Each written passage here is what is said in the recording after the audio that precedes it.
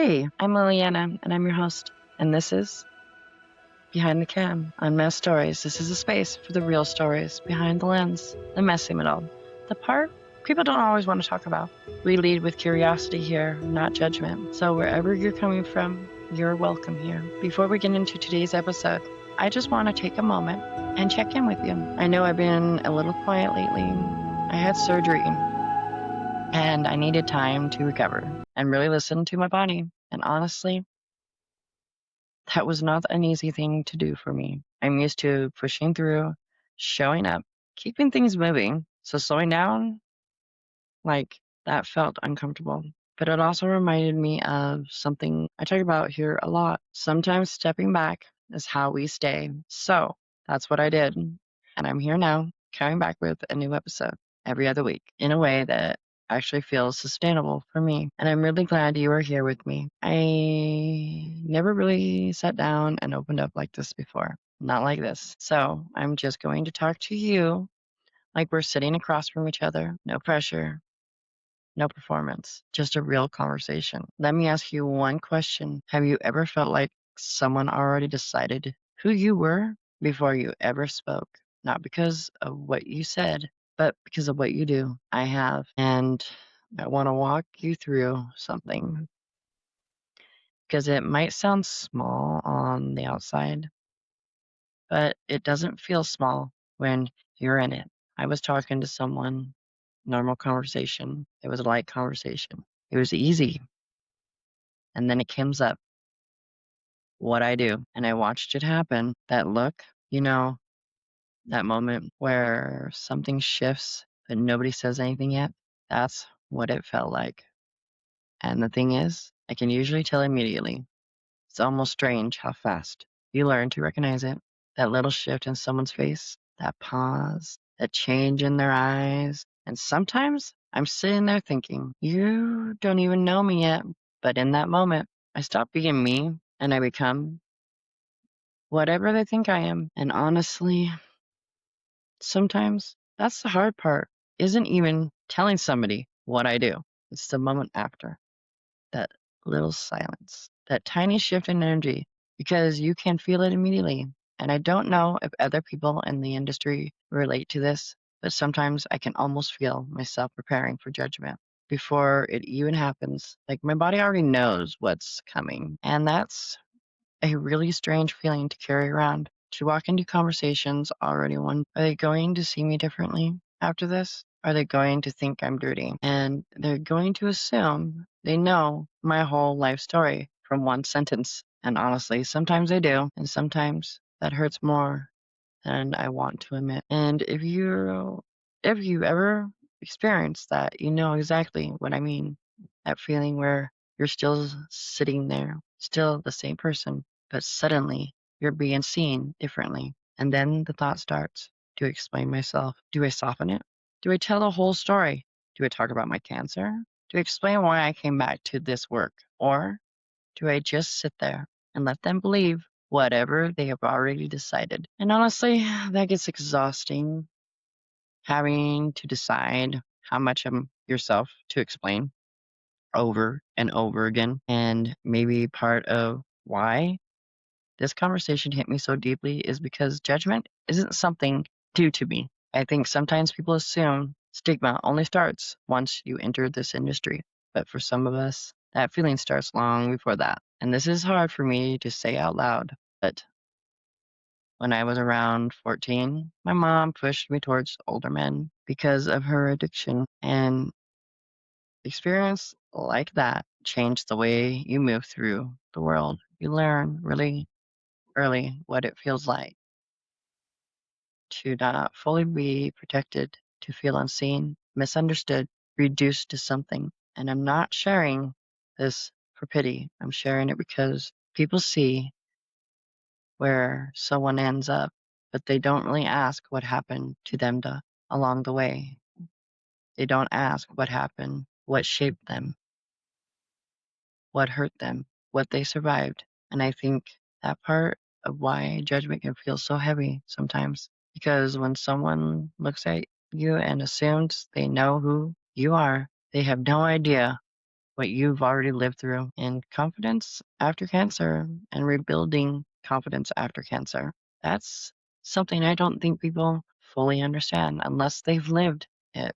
Because when people hear the word confidence, they usually think about appearance first. But for me, it went deeper than that. It was identity. It was looking in the mirror and trying to recognize myself again. And after surgeries, after pain, after your body changes, you don't always recognize yourself right away. And I think people assume confidence just comes back.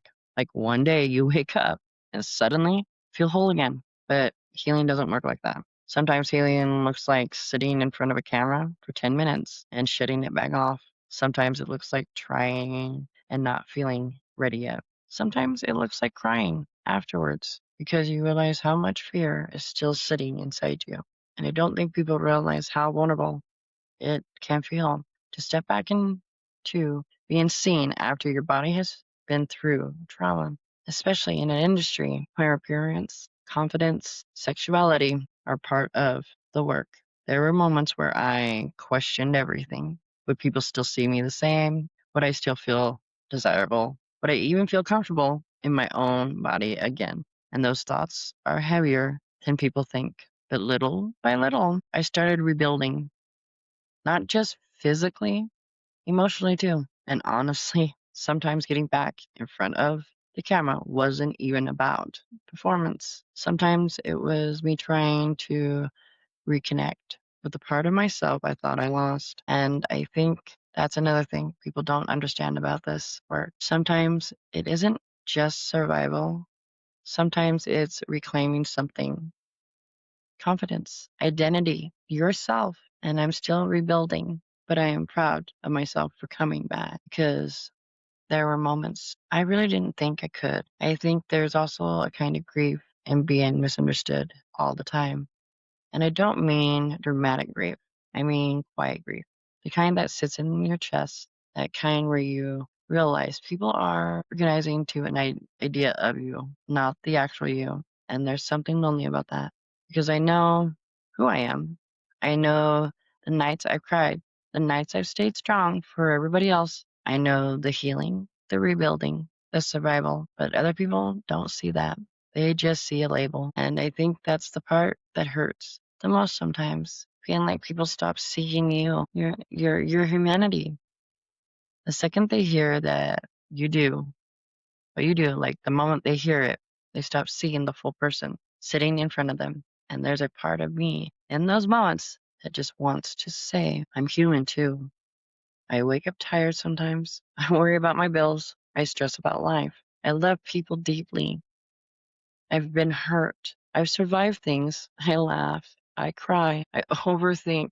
I try my best, just like anyone else. And sometimes I wish people understood how much it hurts to feel reduced to one label, especially when they don't know your story. When I tell someone I'm a cam model, I'm a phone sex actress, and I get that look, that judgment, sometimes it feels like they're already decided I am something bad or something less than. What they don't see is what it took for me to get here.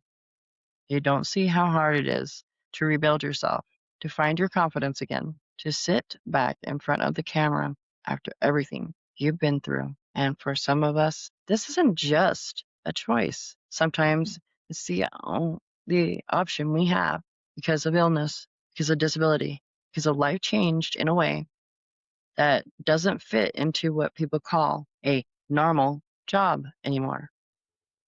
And what doesn't make us any less. It makes us people figuring it out just like anyone else. This is work. This is a job. And I don't put a label on you for what you do. So please don't reduce me to one. Take a step back and ask the questions. What has this person really been through before you assume, before you judge? Because I'm not sitting here judging you. I'm just asking to be seen as human. And I think people forget sometimes that a lot of us are just trying to build lives that work, lives where we can survive and still be present. And sometimes this line of work gives people flexibility they can't find anywhere else, especially mothers. especially people trying to stay home with their children. And I know people judge that too sometimes, but if someone is able to be there for their child, pick them up from school, be present, raise them themselves, why it's automatically seen as less valuable because of the kind of work they do. And I think that's the conversation people avoid. That survival doesn't always look clean. Sometimes people do what they need to do to keep food on the table, to stay afloat, to hold their family together. And I don't think survival should automatically be met with shame. And honestly, I think curiosity and judgment feel completely different. You can feel the difference immediately. Judgment walks into a conversation already convinced. Curiosity walks in waiting to understand. And I wish more people chose curiosity, not because they have to agree, but because listening changes things. When someone is curious, they ask questions differently. They ask, what led you here? What have you been through? How did you survive that? And those kind of questions create connections. Judgment shuts people down. Curiosity opens the door. And I don't think people realize how much stigma changes the way you move through the world. It changes what you say, what you don't say. It changes how quickly you trust people, how safe you feel opening up. There were times where I avoided telling people completely, not because I was ashamed, but because I didn't want to deal with the shit that comes after. And after enough experience like that, you start bracing for judgment before it even happens. You walk into conversations already preparing yourself, already wondering how are they going to look at me after this? And that's exhausting because you start carrying not only your own story, but other people's assumptions too. And I think that's why spaces like this matter to me because sometimes people just need one place where they don't feel immediately reduced. And honestly, I think this is why I started this podcast because I got tired of hearing people talk about us, about even hearing from us. I got tired of stories being told for us instead of by us, and wanted a place where people could sit down and just be honest, not performance, not pretending, not rushing to judgment, just truth, and maybe messy truth, and maybe messy truth sometimes, but truth anyways. And if you felt that look before, you're not imagining it. You're not too sensitive. You felt something real. So thank you for being here with us and me. If something in this episode made you feel seen, or maybe you paused, you're not alone. And if you ever want to share your story, your perspective, your messy middle, you can reach me at behindthecampshow@gmail.com. So be curious, be human, and remember that what you see on camera is never the whole story.